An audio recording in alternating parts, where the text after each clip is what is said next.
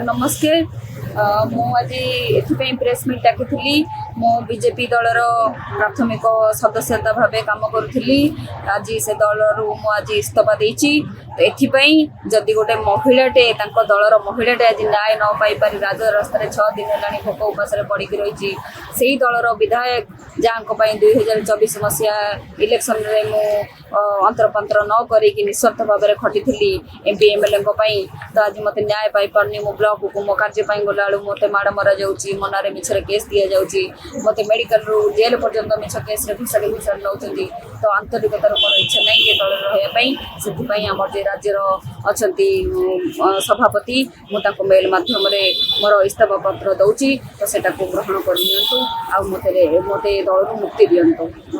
BJP सरकार कहूँ से सदस्य नथिले 2017 मसीह बीजेपी युव मोर्चार जिलार जनरल सेक्रेटरी भाव काम करी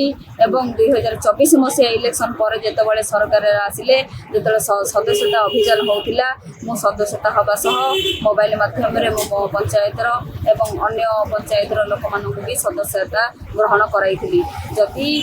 दलर